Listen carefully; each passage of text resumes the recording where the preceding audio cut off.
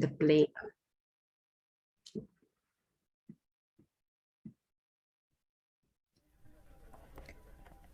Hi, my name is Namiko Minai from Japan Women's University.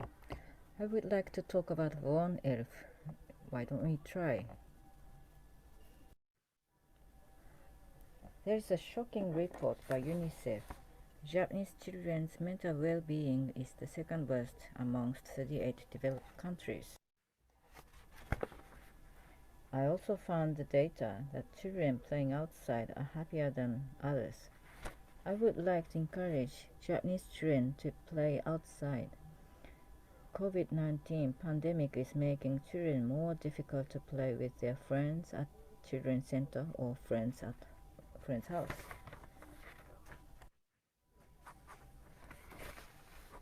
Streets in residential areas are the closest and largest public space for us and children. Parks in Tokyo are not large enough for all children to play.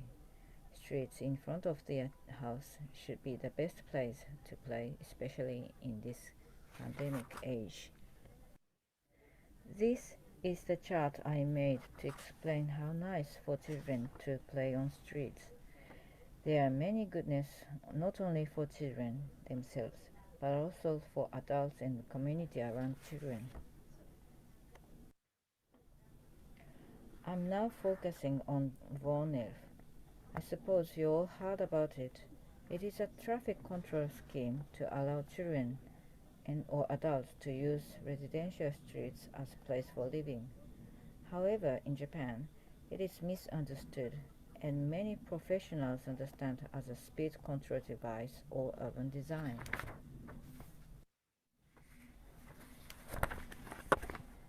Von Elf traffic control has been introduced in many European countries since 1970s, but not in the UK or Japan. I think the USA also has not introduced this traffic control. The UK finally introduced Von Elf names as home zones in 2001.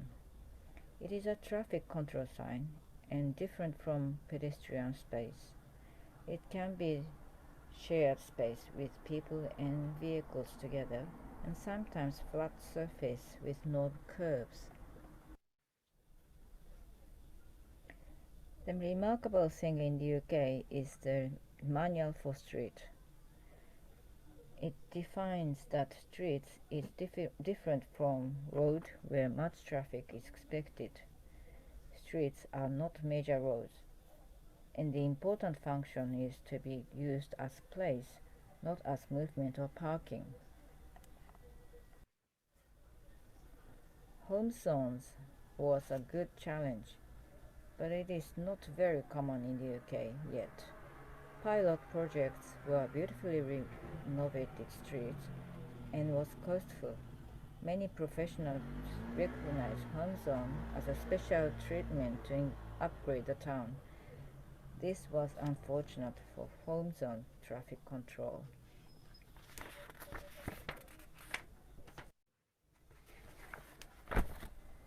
Some streets tried to make their streets change with low price action.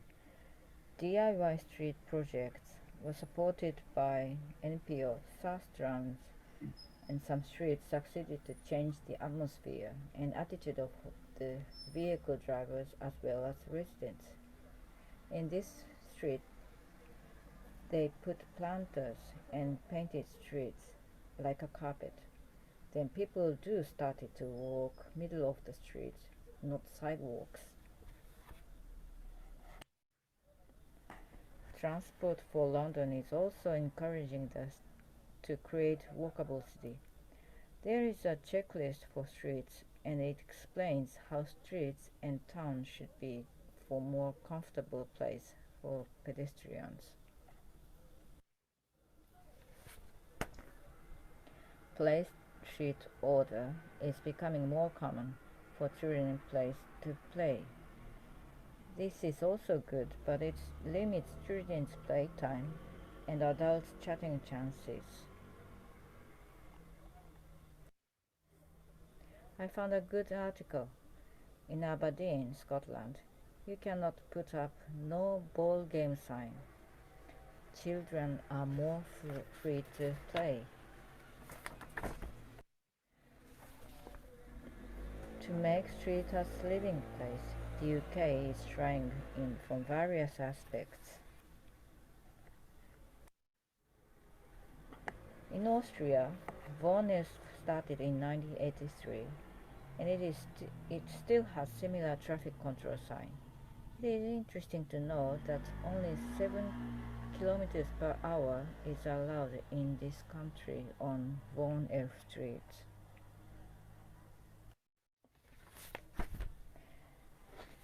Left photo is one of the newly painted Vaughan Elf.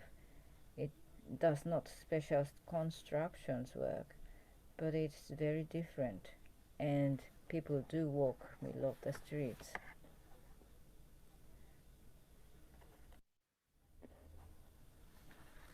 This is the best practice as far as I know. Copenhagen in Denmark. They use center part of the road with big chain.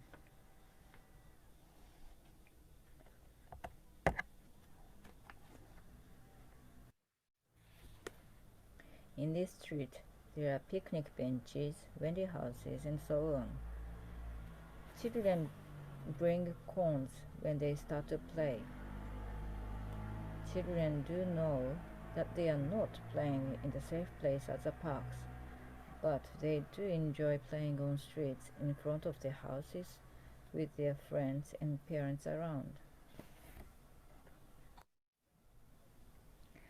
The bollard shows this white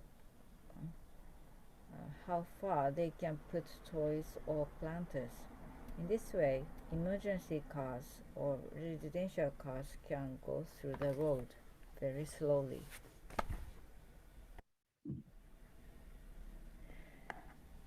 Now, I would like to talk about Japan.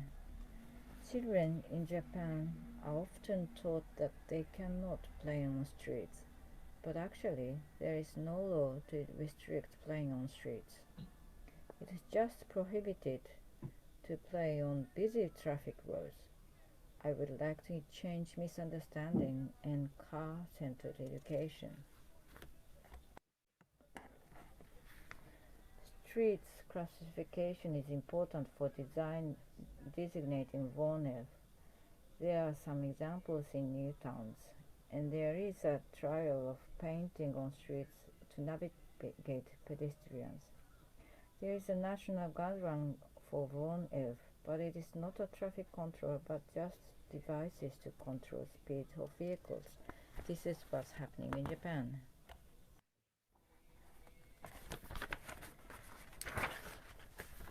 We can also see some good use of streets as place, but usually they are on sidewalks, not on neutral streets. So I'm challenging in Zoshigaya to create a Vaughan Elf.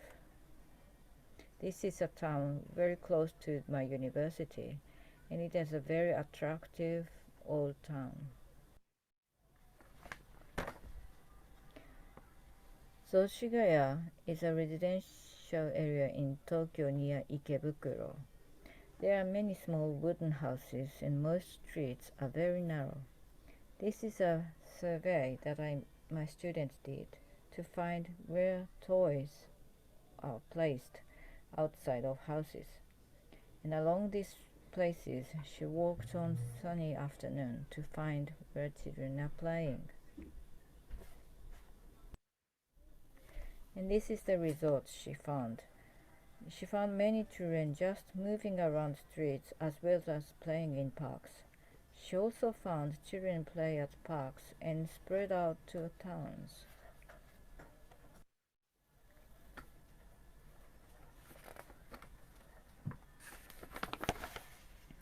One of the parks was renovated just before COVID-19 pandemic, and it is now a very good hub for children to stay and play in town. I'm now planning to survey how children play in towns based on these parks. This is the park that residents planned to enrich their life in Zoshigaya. I also joined this project and I'm very happy to see people enjoy using this place. My lab has been trying to classify streets in existing towns to find out where Vaughan F could be placed. Communication streets and front yard passages are good streets for Vaughan F. We tried to classify streets in Zoshigaya into 5 types and asked residents how they feel about it. Many residents told us it is acceptable, and they also agreed to have some streets as Vaughan traffic controlled. To make atmosphere as Vaughan to encourage people to use street as place, we had an experiment to put stickers on streets that are classified as communication streets. Here is some results from the experiment.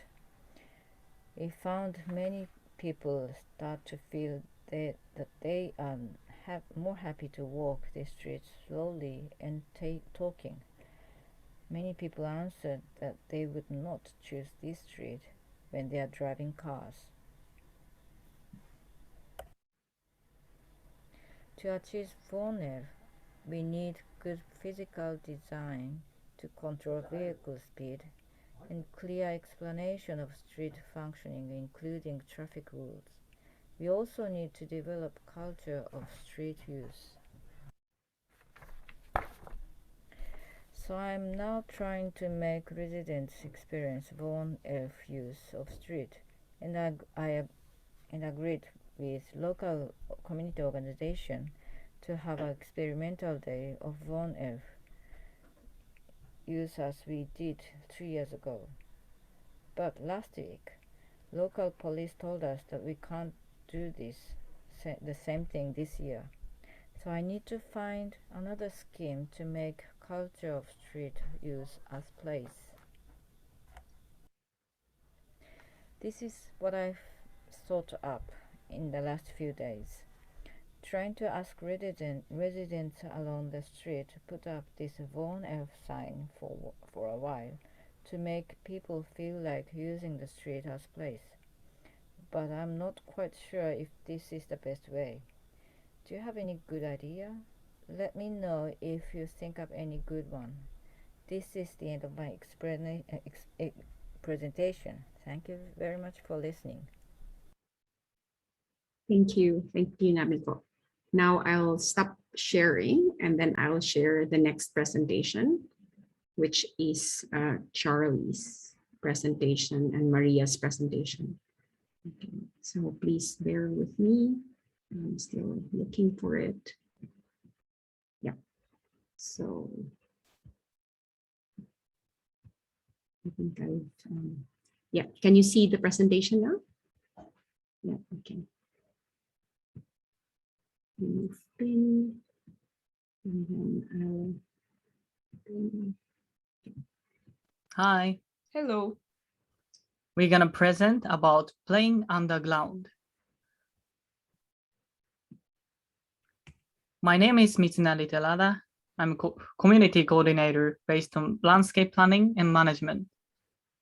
And my name is Maria Ermilova, and I'm also community coordinator at the same location. Purpose of this presentation is to discuss the following question appeared as a result of event in our neighborhood during pandemic lockdown. Yes, and the first is, would you support or would you report the children's risky play? And second, playground cannot fulfill the needs of children's play.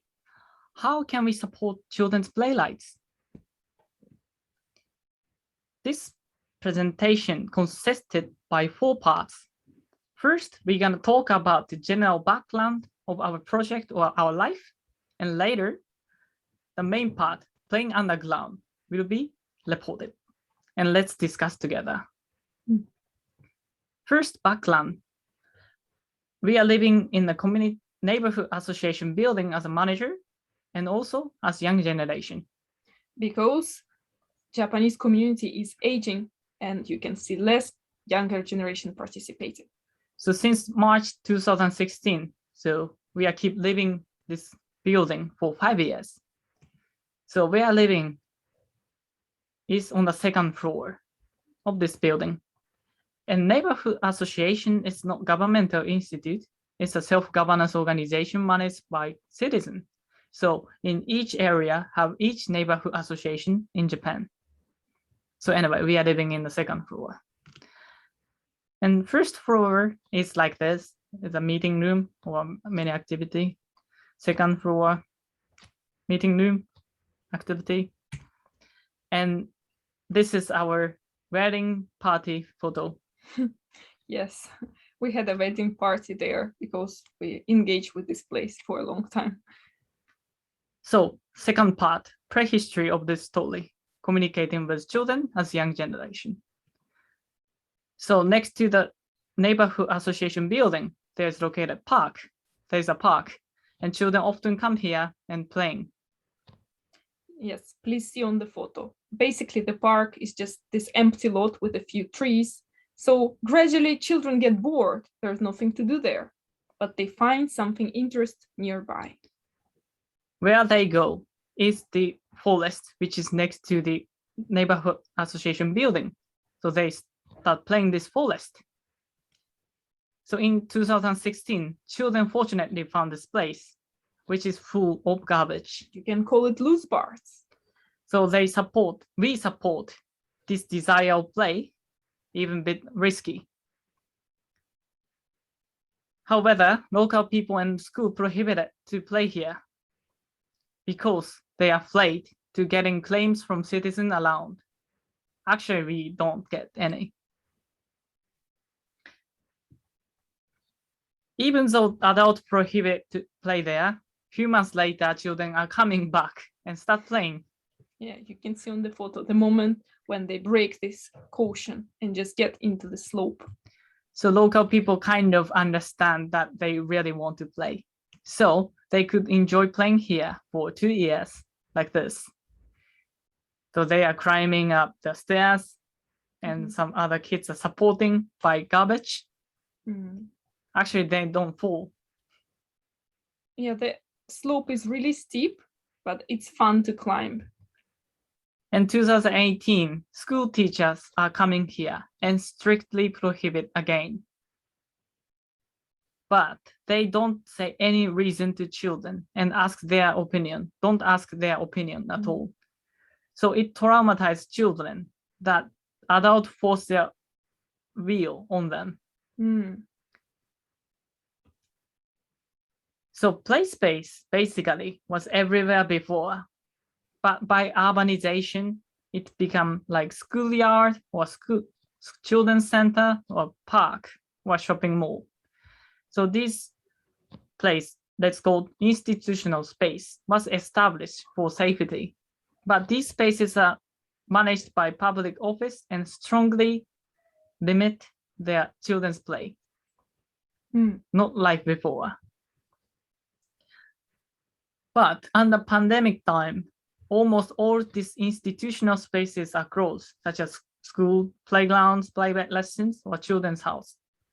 So children are losing the space to go. Like this. And especially teenagers, which don't really like to spend time with their parents at home. I think they felt really bad. Yes, so that they are seeking the place to stay. And they are coming to neighborhood association building. As we mentioned, this is self-governing building, so they can come freely. We can kind of deny their stay, but we accept them to stay. But they are gradually getting bored to stay in the inside of the house, so they try to find new playground. And they found the best place to stay. Let's get into the main part of this presentation.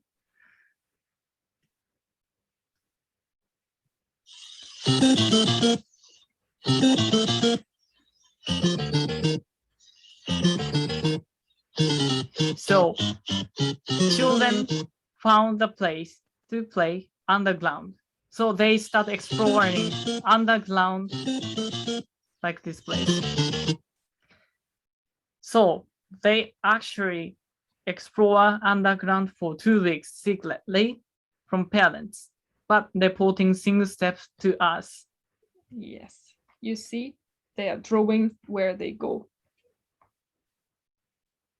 So they always come before they go and after they come back from the underground.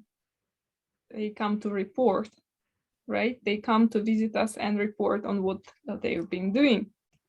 So we knew that the prohibition wouldn't work. So we instructed them safety measures and take the role of emergency contact if something happened. Mm.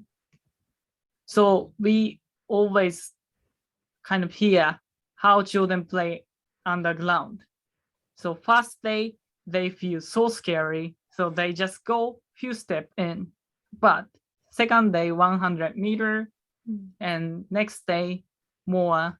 But every single step we hear how they play inside of the underground tunnels. So they are explore like this. So it's actually a canalization channel, and it can be dangerous because of some gas or the sudden flow of water because of rain season, and just because there are some holes inside, so anything can happen. But one day they found this. It's a crayfish, but because it No like sunlight. at that daylight, so it's getting blue, so it's a strange color. So they keep exploring in the tunnels. They found like this place, but they don't go because it looked like where they can come back. So they keep walking and finally they reach to the end, which is located in the city center. So the channel flow into the local river located in the shrine. And they actually started from the place which I put the star, and they keep walking and to the shrine underground about 2 kilometers by 2 weeks. And they found out that it was the river which was established like for paddy field. They found out from this sign, and they also checked the old maps in this area. So for discussion, what can we learn from this story? So after they come back, they finish their explanation underground. We hear children's voice and what they say. First, it is the best play moment for their lives. It must be.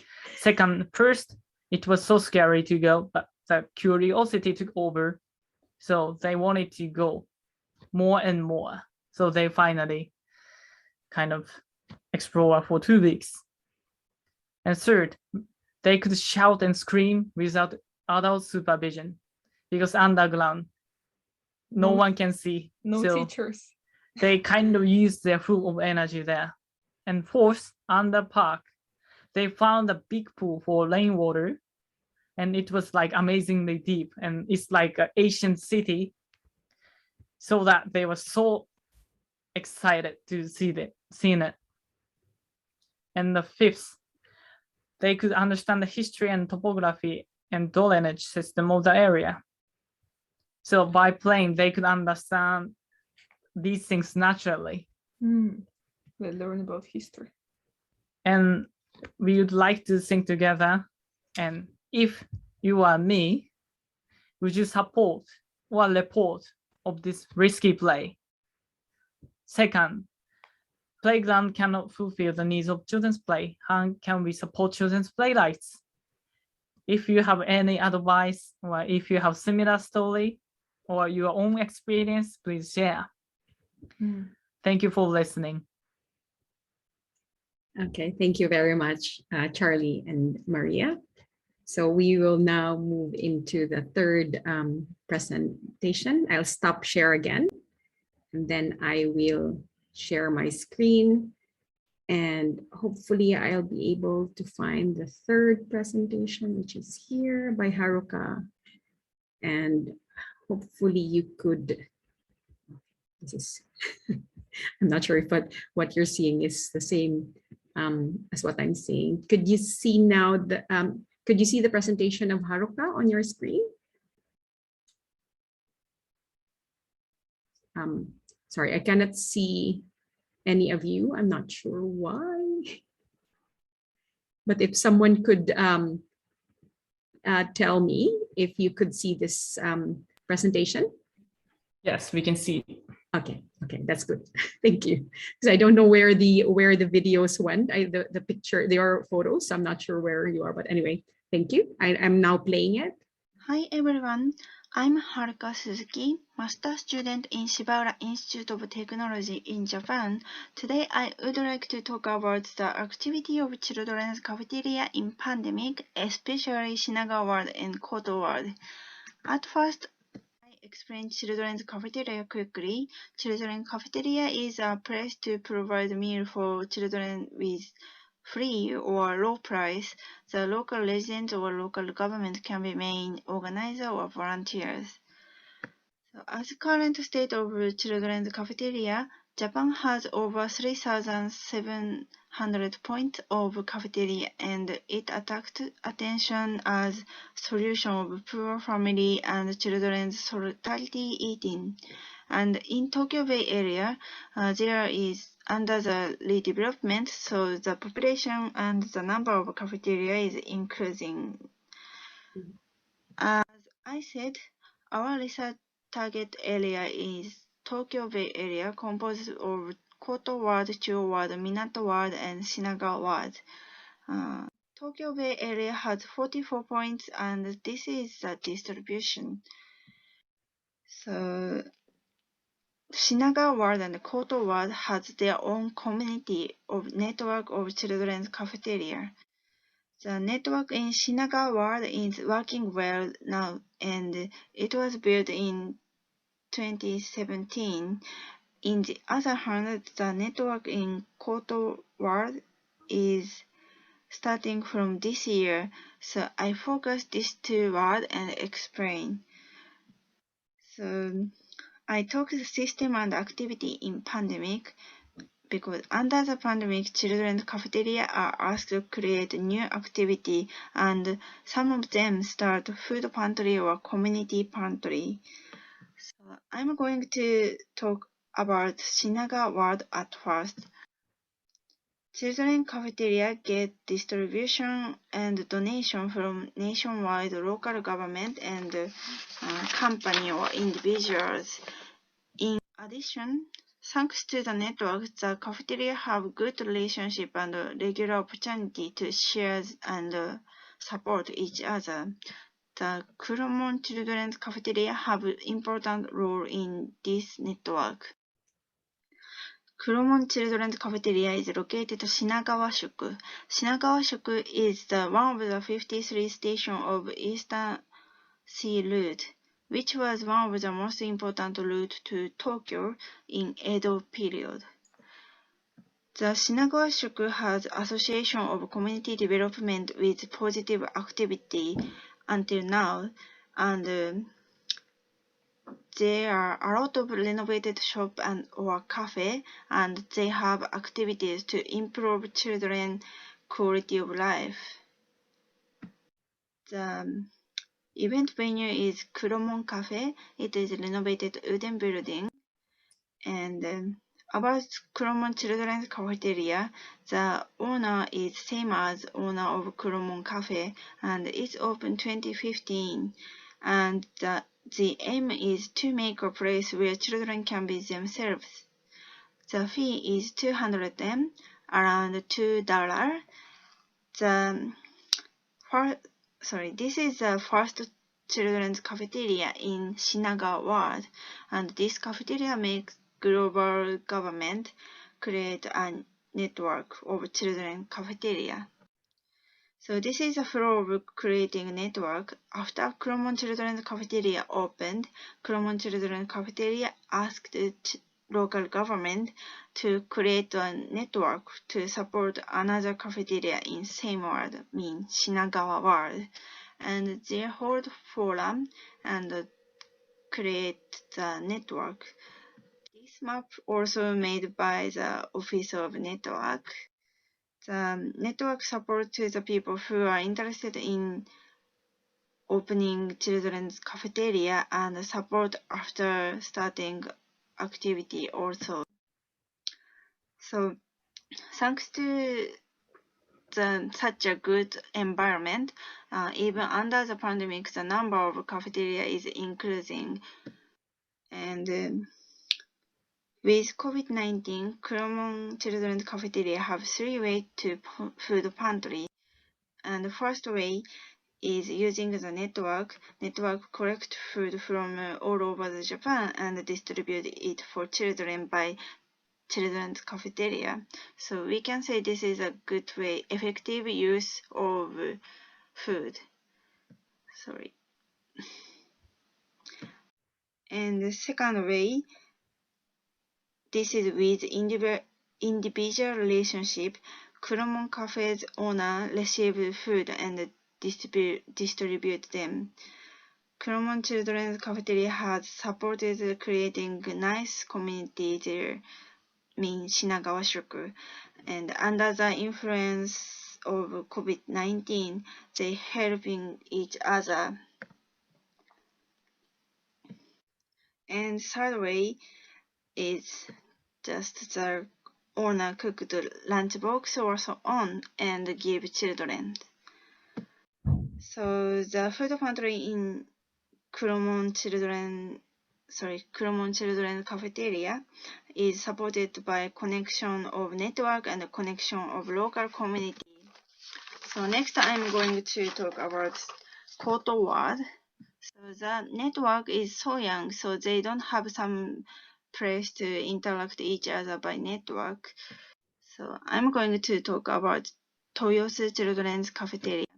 The location is Toyosu, a kind of city in middle Tokyo. This is like under the redevelopment.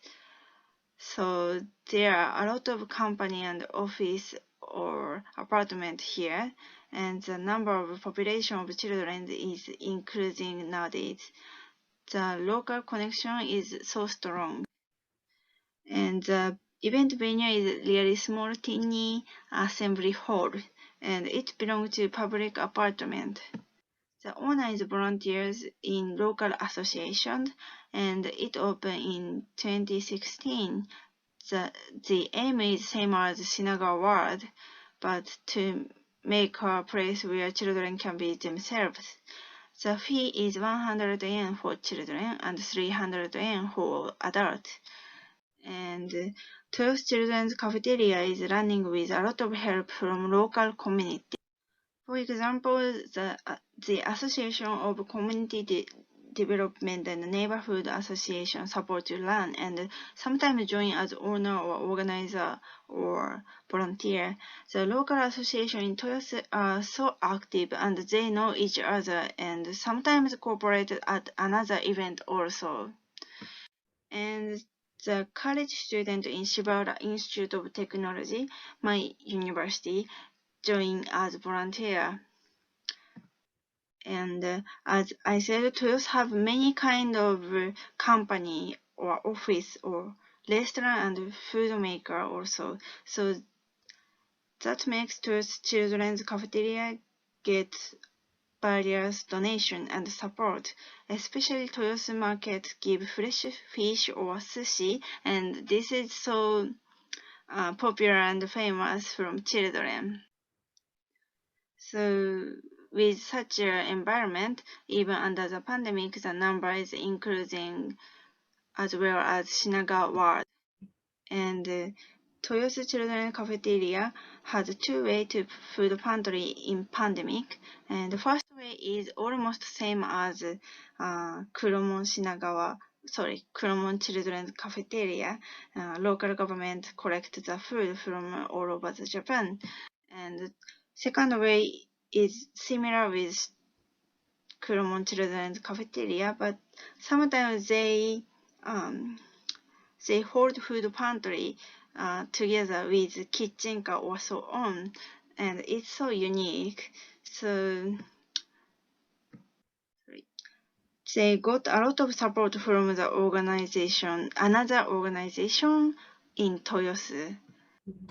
So in summary, we can say the key of success is strong connection of local community and organized nice network. So that's all. Thank you for listening to my presentation. Thank you very much, Haruka. Okay, yes, so thank you everyone. And let's give all the presenters a big hand of applause. Thank you. Okay, so now I will pin, maybe no need to pin, right? Yeah, so we can start questions from the audience. It would really be great. I would love for everyone to open their camera if it is at all possible. It would be great to see your faces and, you know, have a, I guess, laid back, a more casual conversation with all of you. I think it was really a very, you know, very interesting presentation on how we can, I guess, amplify the voices of the children and highlight how they can, you know, engage in their own play and what role we can have as, I guess, as adults, as community organizers in ensuring and, I guess, facilitating that process. So yeah, so you can either open your mic and, you know, just ask the question, or happy for you to write it down on the chat box. And I see that there are a few questions here for Namiko. So yeah, Namiko, a question here is why the street sticker was prohibited, and what are the responses from the parents in the community? So I guess this is the streets wherein, you know, local council came and police came and then told you that it's not possible to have stickers on the streets. And, you know, how did the parents respond? Has any trial on children's participatory design for streets, has any trial on children's participatory design for street to play? And yeah, congratulations to everyone, Maria and Charlie, good example of beneficial risk of ISGA. And later on, a question for Haruka, we'll move to that afterwards, after Namiko answers the questions. Thanks. Thank you. Thank you very much for your question. Sorry, I can't read your name. Ting Fen Yang. It's a really good question, and I think it's one of the key points of Japanese traffic control. And why the street stickers prohibited this year is 2 years ago when we started to do, we asked local police if we can do this. And they said yes, because the person in charge was quite friendly and very understanding person. And we just did it. And we made a report.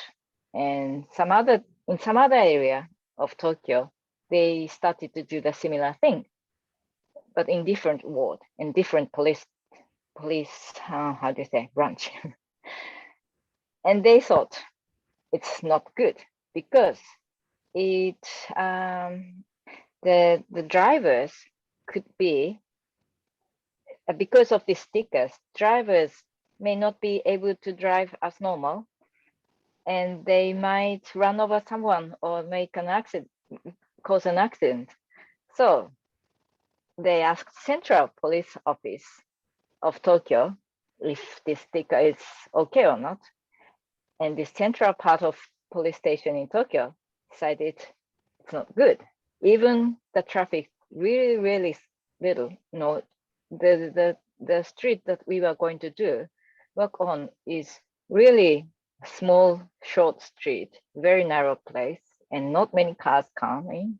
That's why local police officer said, yes, you can do it. But the central part of Tokyo, the central police station of Tokyo decided, well, these things cannot be applied in streets in Tokyo. So it's really sad because there is no classification of this is, you know, main street and this is small street that could be residential. The police station streets all the same. So that's why we are not able to do this sticker thing this year. So and I now really think this classification of classifying the streets difference is really important to move on to this next step in Japanese streets management. Yeah, I agree. And and the second question, what are reference? Mainly when we did this last survey or trial of the stickers, we mainly asked to parents or even elder people who were parents of young children, and they were very happy about having these stickers on, and they felt it's more enjoyable even for their children. But on the other hand, because there is no traffic rule in Japan that like a 1F in Europe, the cars may just pass by as usual, even the stickers on. So the parents are a little bit very worried about that their children may be killed by the car if they start to play on these streets. So it's really a difficult thing, I think,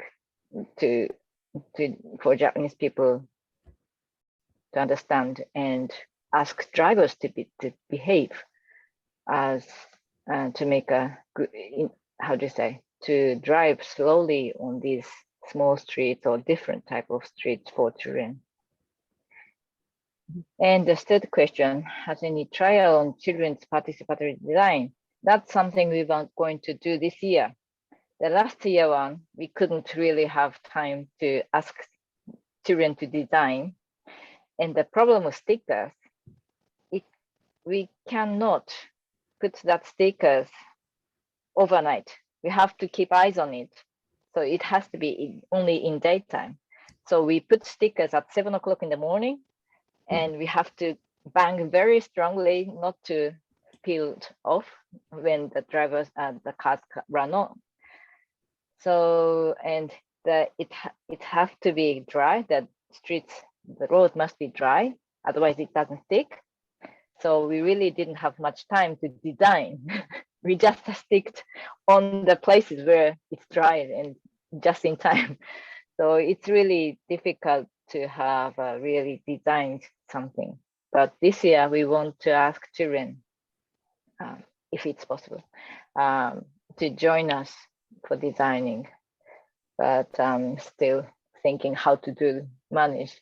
And even we ask children to design, we may not be able to whatever we want to do. So it's a little bit difficult because I don't want, how do you say? I don't want children to be disappointed, because even they plan something or draw something and we say, yes, we can do it. And we are, on the day when we actually do it, maybe we can't do the design that children designed. It's a little bit disappointing thing for children. And I don't want to make them very disappointed when they actually participated to something. So I think we have to be very careful about how to manage these opinions and children's ideas. That's a good thing, managing. I hope it answered. Yeah, thank you, Namiko. Yes. And it's very difficult for me. Yes. Yes. Go ahead. Okay, sorry. I think I interrupted you because I thought that you were already done, and then Anyway, no, that's very much. I'm finished. So I think the next question is for Haruka. So a question for you: have children any chance to assist in the cafeteria, and what were their roles? Yeah. So I have never heard that like children help and join into the organization, but of course sometimes they have opportunity to cook with adults, like cooking class before pandemic. So I think it is sometimes difficult because because of procedure for health center. So that's all. Thank you for asking me. Okay, thank you very much for Haruka for that question. It's always that, I guess, conflicting conflict between regulation and, I guess, play, right? It's interesting. Anyway, we have another a question for Charlie and Maria. So I wonder if you're still studying teenagers' exploration of the city, and if so, has their roaming range or distance traveled continued to increase over time since conquering the tunnel? This is from Claire. Okay, thank you for your question, Claire. So we are keep meeting them for until now, so far. And I can say it's getting smaller because of some reason. First, Japanese schools started again from August 2020, no, July 2020. So they are getting busy on club activity, so they cannot play anymore at all. So they kind of missed the chance to play around this area. And second is that this opportunity was kind of rare case that they could find such a good playground. So after they finish exploring this underground, they keep staying this neighborhood association building again to start play games because of the shortage of the playtime, and also they couldn't find nice place. So that, yeah, this is current situation of them. It's possible to change if they can find nice playground. Anyway. Yeah, thanks, Charlie. Thank you. Yeah, thanks, Charlie. I think Linda has a question. Thanks, Idolina. I actually said I wanted to thank all the presenters, and I have a comment or a question for each of you, if I can be indulged. Namiko, thank you for your presentation on VUNERS. And this is more just an observation. I mentioned before the Sustainable Cities and Landscapes Working Group on Children, Youth, and Environments, and my colleague Claire Edwards, who's also just asked a question, is a part of that group. We did, in thinking about how COVID-19 was impacting kids in our different parts of the world, one of the things that we were reflecting on in Sydney was how with lockdown, there was a lot less traffic. And so kids were out on the streets, they could ride their bikes more easily. There were pop-up bike lanes in roads that didn't have them before. And another positive benefit was that a lot of dads were working from home. A lot of fathers were now working from home. And so there was activity with kids and dads, not just kids and moms, all day, any day, all throughout the week. And so there were some other benefits, unexpected benefits of COVID-19. At the other end of the spectrum, in relation to Haruka's presentation, is that the lockdown situation really revealed a lot of social divides in our city, and children that were in families maybe where there was a lot of food insecurity. They didn't know how and where they were going to get their groceries and be able to eat. And so I love the idea of the children's cafeteria, not only food provided for them, but also the socialization that they were missing because they couldn't go to school. So that was a really interesting presentation. And to Maria and Charlie, whoa. You asked the question if we would report you or support that activity. And I mean, it's one of those situations where it makes me wonder about your responsibilities, your duty of care as an adult in that situation to encourage these young people to go exploring into drainage tunnels. In Australia, we would be very worried about that. And because the risk of flash flooding and so on is really very real. And there have been some tragic stories of kids, playing in those sorts of drainage situations and getting killed.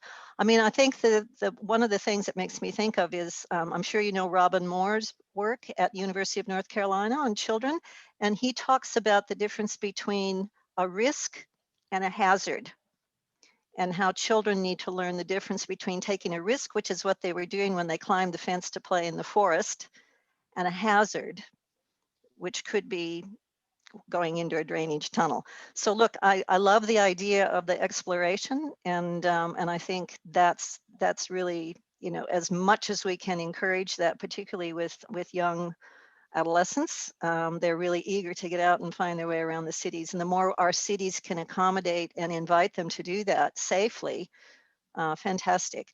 But yeah, I mean, I was at the same time excited, but also concerned for you in that situation, and interested to hear you talk maybe about how, if Japanese society has a higher acceptance of risk, or is it as much of a concern as it is with Australian parents and adults?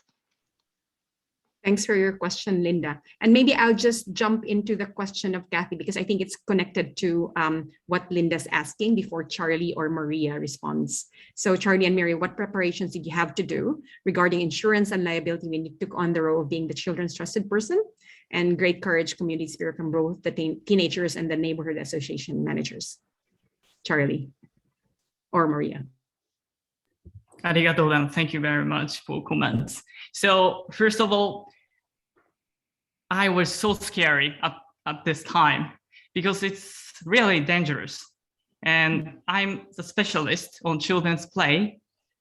And I also met them, Robin Moore, and we also know risk-benefit assessment. So we know all theories, and we need to decide by these theories in front of children.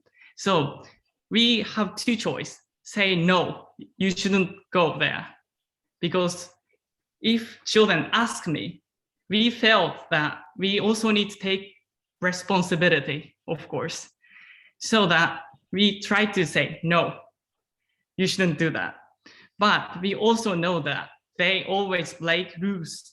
So if we don't accept, they must do. And if something happened, we thought we cannot control or we cannot help any. So that this time we kind of listen and just carefully listen. And we also visit the site, whether it can be okay. So it must be controversial. And I keep asking, I don't know, more than 10 or 20 professors. And they can, of course, say some theories, but in front, they say, I don't know. It's really, yep. But if they come back here again and say, let's go to the tunnel, then I might say, well, it's better not to. So, but I'm still struggle to, how to say, support their rights. And yep, I'm, at the same time, I'm also senior researcher at Adventure Playground Association in Japan. So we can control risk in one institute or one location, somewhere where play leader, play worker can support. But children often report to me that it's boring also. They want space, something which is unlimited, unlimitedly, how to say, they can go. So, yep, I still considering how we can support. Thank you. I have a question, Charlie. May I ask? Is it okay, Charlie? Yeah. I think this will be the last question because we need to move to the main room. But yeah, please go, Namiko. Didn't you think about giving them a safety goods, or giving them ideas of being they can be safe, like holding a rope to sticking to somewhere, or you know, there should be something to be done. So actually, what we did is provide goods also. So we provide ropes and the shoes or safety light or safety measures. Also, they try to, how to say, go up the site through the manhole, how to say, like Mario, but we say, no, you shouldn't be hit by a car. So we also gave many safety measures and equipment. This is actuality. Okay. Yes, thank you very much. So I would like to invite everyone to give a big hand of applause for all our presenters, Namiko, Haruka, Charlie, and Maria. And thank you for that very lively and interesting conversations. And I'd like to invite everyone to, for all of us to go back to the main room for, I guess, a closing plenary. Thanks. Thank you. Thank you for holding. Leave breakout room.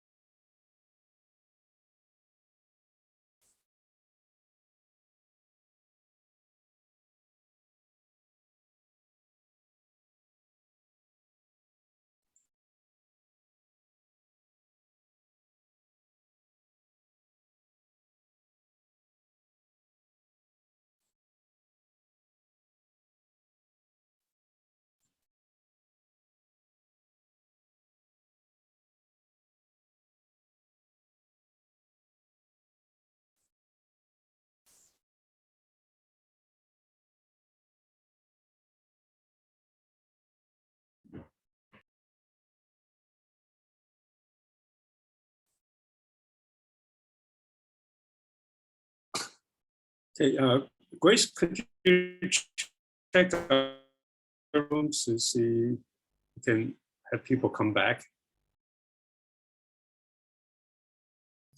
Yeah, would you like me to close them? That gives people 30 seconds, or I can go into each one. Yeah, I think. See, it looks like room 1 is closing, and room 2. I think everyone's about to reappear. Room 1 is done. Room 1 is done. Room 2 is done as well. Okay, good. So we can close the room now.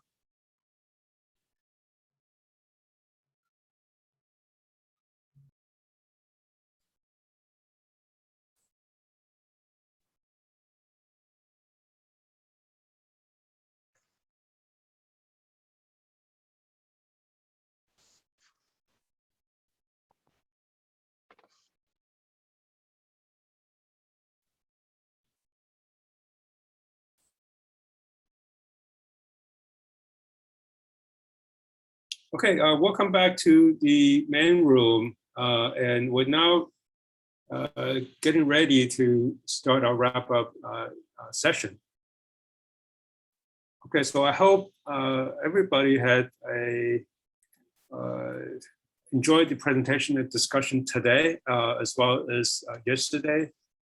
Despite the difficulty and challenges during the pandemic, which doesn't seem to abate anytime soon, one of the most rewarding encounters in the last few months is actually the ability to gather like this and share our struggle as well as our discoveries. So without further introduction, I'd like to invite my fellow organizing committee members to join me and offer their reflections and observation over the last 2 days. For the audience, I would like to invite you to our Jamboard to share your thoughts as well, and I will be adding the link so that you can all have access to it. So if you go to the chat, you can see the link there. All right, so are the organizing committee members ready? Dirty, let's start with you. Yes, thank you, Jeff. Yeah, so it was a very, I guess, interesting and productive and fruitful discussions that we had in our session. So my session was on the children-focused session. And we, so we were discussing about three interesting projects. And the first one was about WUNERF as a way to convert streets into place for community members and particularly for children. Then we went to the next presentation. This was Maria and Maria's presentation and Charlie's presentation on, I guess, the main question that they were asking was to report or support. And it was really an interesting project of how children during the pandemic found a tunnel and how they've explored it day by day for 2 weeks. Quite risky. And I guess the question was, your role as a community manager, what do you do? Do you support or report it? Or, how do you facilitate that engagement? Understanding that there were learnings that the children, they learned history, they learned geography, they learned topography through play. So that was, a key highlight and an interesting point that came out from that conversation. And I guess the third presentation was Haruka's presentation on cafeteria, children's cafeteria. And I guess it brings us to where we are now, where, we're in the middle of the pandemic, and how it demonstrates the difference between the haves and have-nots, and how this kind of, I guess, strategy addresses one of the basic needs, right, for our access to food. So in a way, these three projects were really interesting for me because I haven't done any research about children. And I guess the key question that I was asking myself was, in this situation, as an adult, as a researcher, what is my role? What is our role in order to, I guess, support, the UN conventions towards the child's rights, right? So, so those were the things that I guess that came out from that discussion. And I guess one thing also was about children's empowerment and how we can trust them to recreate and be independent and create their own play. And I guess another one was children's agency, and I was really struck on Maria's and Charlie's presentation of how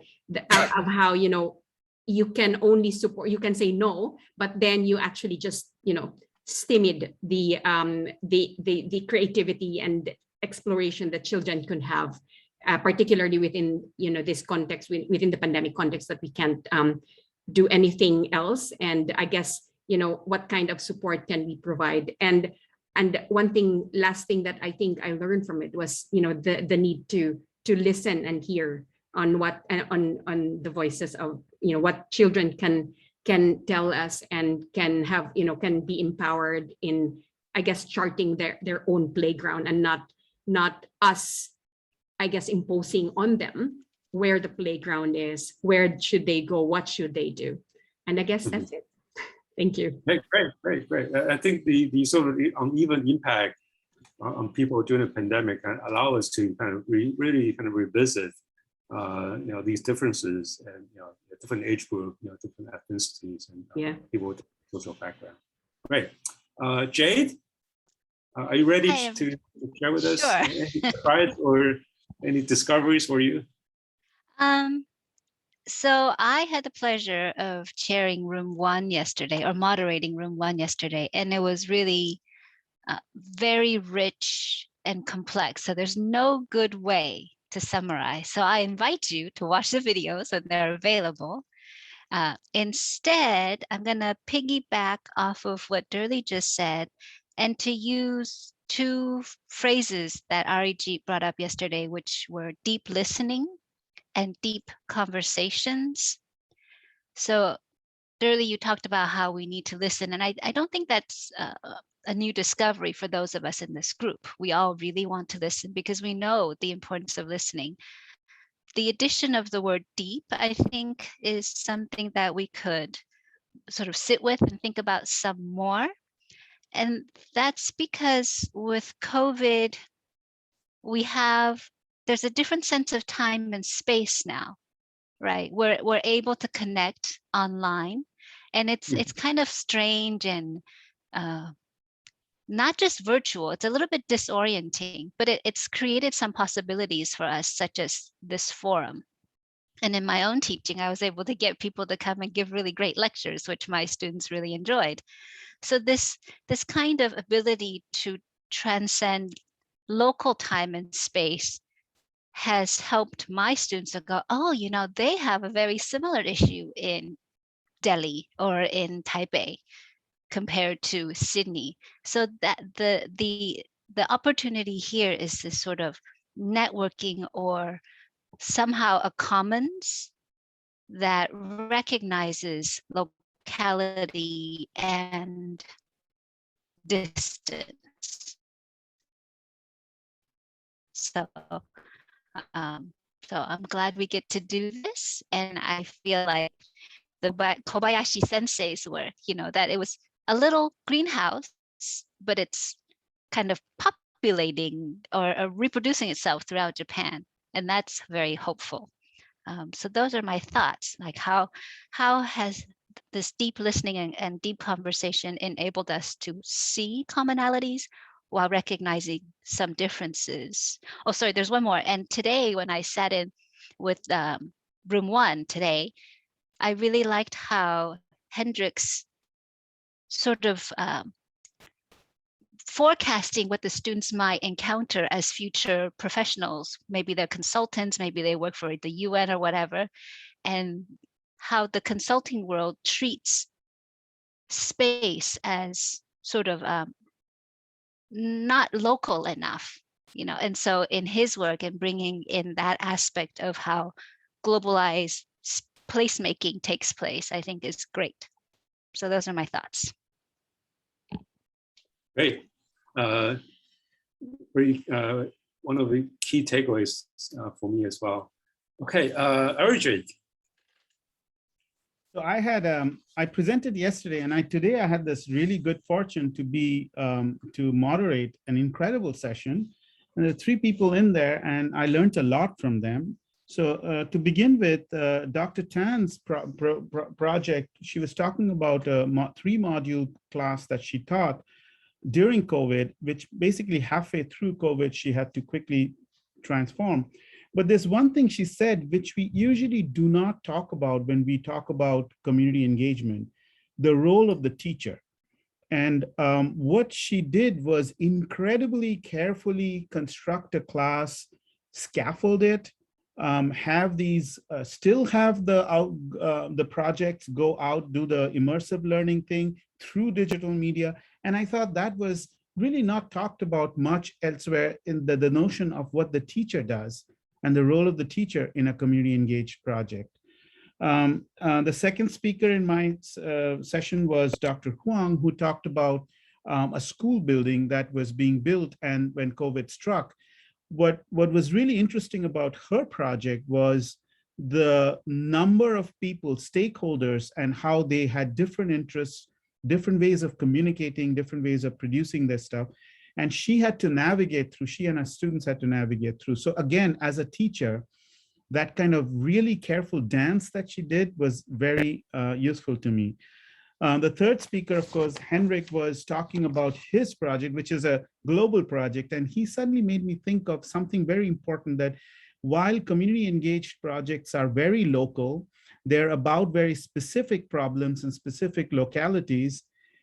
COVID allowed us to jump scale to start having these conversations globally. And what I'm really interested in everyone's opinion on is to think of how, for instance, disparities and injustice is seen after our experience of COVID. Initially, when we started doing these things, we would see injustice as a very local phenomenon, dependent on local governments and so on.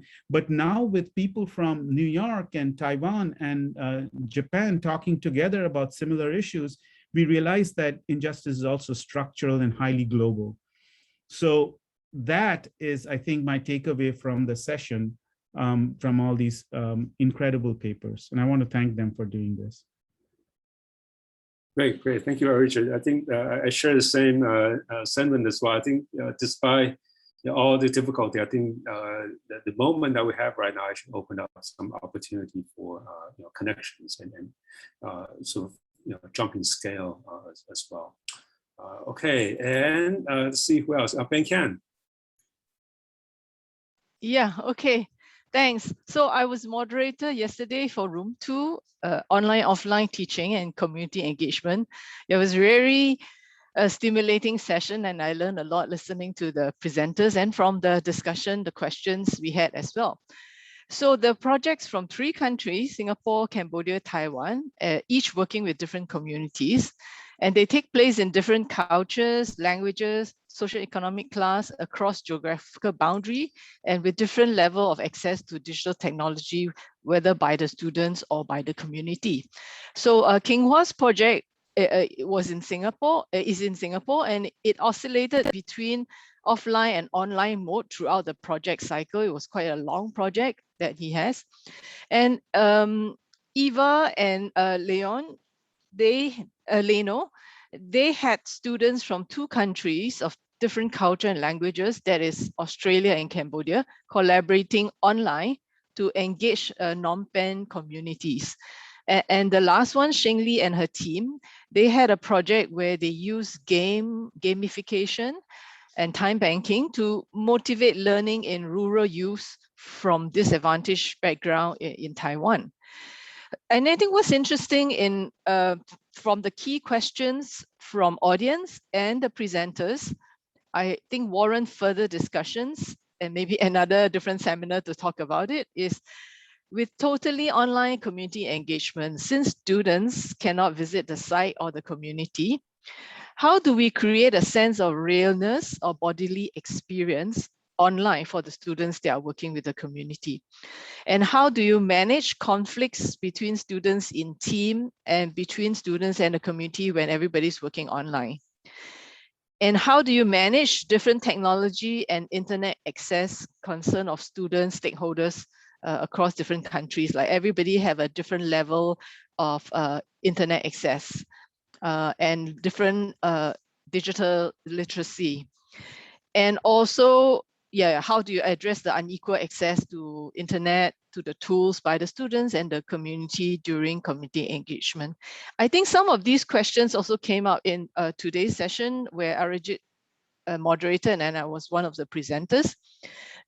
So I think this maybe warrant some further discussion if people are interested to form another group or something to talk about it. And I think one of the other concern is if we were to start a project now and everything is done online or hybrid, but students have no chance to visit the site, then how do we do it? Yeah. Thanks. Great, thank you. Yes, I do hope that the conversation will continue. I think this is just once we get, this is just a way for us all get connected, and hopefully the collaboration and more discussion will follow. Okay, Naomi. Hi. Can I share slides? Yes. Go ahead.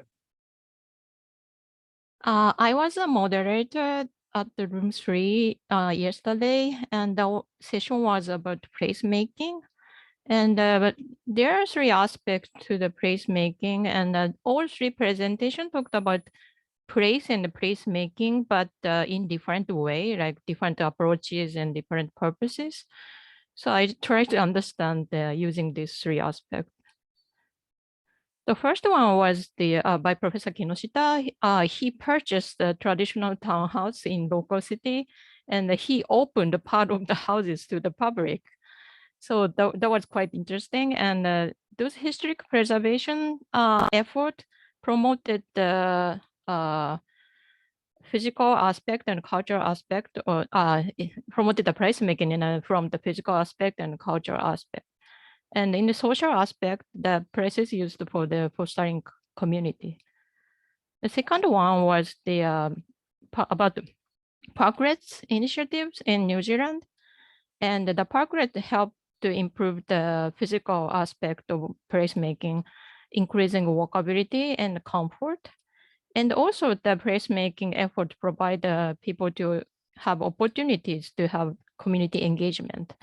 And I think that the community engagement process itself enhances the meaning of placemaking there.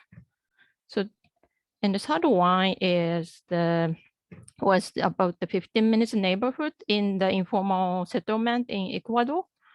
And this is slightly different, but anyway, those 15 minutes neighborhood needed placemaking efforts. And also in all three aspects, and physically they need to improve centralities, and they want to have enhanced the more place identity by placemaking, and the placemaking efforts also given an opportunity for people to have community participation. So three presentations was really great, interesting, but slightly different. But the one thing in common here is that the social aspect, all placemaking efforts encourages more people to join and join in the participation process and those kind of things. But here is the thing. That during the pandemic, social aspect was the most affected one and quite damaged. So here's my question, and how we can cover the loss of the social aspect with the other aspect like physical or culture or environment or whatever, but the physical and cultural aspects. So mainly, like we already talked about the digital tool, and to cover the loss of the social aspect, we mainly use the IT tools like Zoom we are using now for the webinar. But many of the presenters say that it's not enough to have, sufficient communications. So they use the physical aspect, like the presenter one had the smaller gatherings instead of the one big gathering, and the Parklet helps people to have more outdoor spaces to communicate safely.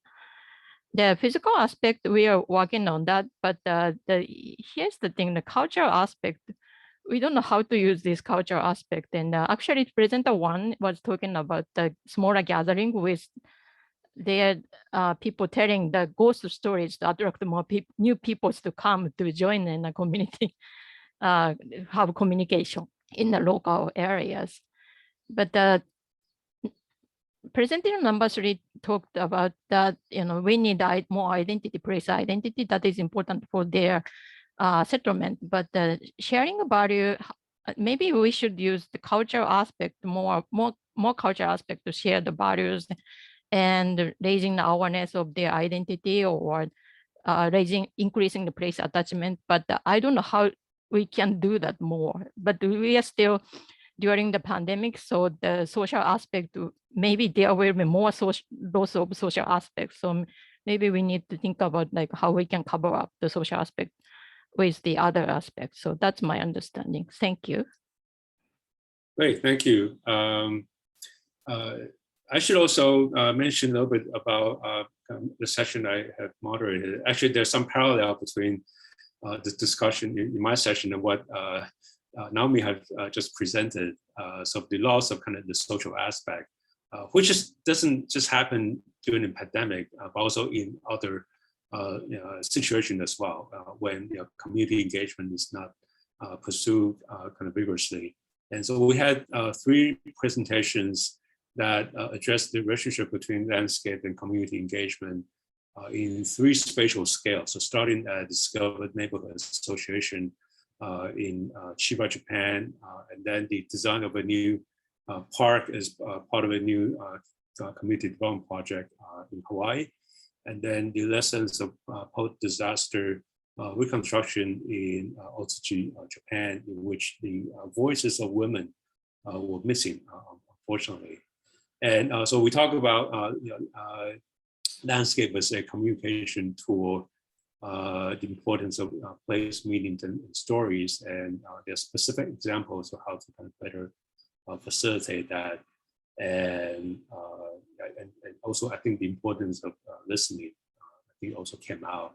I think it was mentioned by other people before, and this also came out very clearly in our session as well. All right, so I think that we only have a few minutes left. So I think I want to, well, first thank my fellow organizing committees for their hard work, and I was asking them to do timekeeping, to introduce people, to check into the chat boxes and also handle the Jamboard. I think Jamboard kind of get left out for most of us, but I'm curious about what people have been written there. Anyway, I want to next give the floor to Yacon. Yacon is the program director for the APRU Sustainable Cities and Landscapes Hub, to say a few words and about the remaining webinar series as well. So Yacon, you have the floor. Thank you, Jeff. What a wonderful and successful launch of the webinar series. Yeah, congratulations to everyone, and thank you so much for the organizing committee and all the speakers who bring all these various case studies across the Pacific Rim. And I really enjoyed the sessions that I attended. I wish I could have attended all of the sessions, and I will. So for all the audience, we will prepare the packaging all this recording for all the sessions. So I'm sure that you are in the same feeling that you wanted to attend all of the sessions. So we are going to prepare this recording and then distribute to all the registrants. So yeah, so we will contact you shortly about the recording. And yeah, this is definitely the beauty of this online workshop. And we are getting together pretty easily in this online platform, and then sharing all these fascinating ideas and place-based approach. So we are thinking about developing educational material like classroom guest lectures out of this. So I can see there's so many valuable educational conversations out of this workshop. So thank you so much for all your contribution. And yeah, thank you for the audience again. So I hope you to continue to engage with us. And our next webinar will be in 2 weeks, organized by the University of Auckland about smart cities. So please stay tuned. And yeah, we really appreciate your participation and continuing interest. Thank you very much. Yeah. Great, thank you. And one last thing before everybody go, we have to take a group photo. So for those of you who have your camera turned off, please turn it back on so we could take a group photos together. I don't know, Grace, can you take it for us? Okay, just give us a cue. That's three. I think there's like 3 pages, so you might have to do like this 1 page at a time. Yeah, I'll have to take a few here. Okay. So first page, 1, 2, 3. All right, we're gonna go to the next page. I know you probably don't know which page you're on, so just keep smiling. All right, we have one more. All right, thank you, everybody. Oh, and thank you, Grace, so much. Yes, thank for you, all Grace, your as well. efforts. Yeah. Yes, actually, let's take another one with the fist. This is our tradition.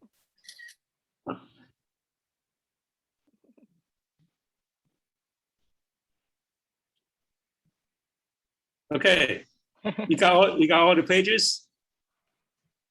Okay, wonderful. Okay, thank you, Grace. Thank you to everyone, and I hope we can all stay connected. And we're hoping to have another network conference, hopefully in person next year, and very likely in Hawaii. So this is just a preview. I know we'll be continuing to work with APRU. This is we're very much hoping that this can happen. Okay, so thank you very much. Thank you all for your time, and I look forward to hearing more from everybody. Thank you very much. Thank you. Bye. Bye. Bye. Bye. Take care. Bye. Everybody. Thank you very much. Jeff. Arrange it. Thank you. Bye.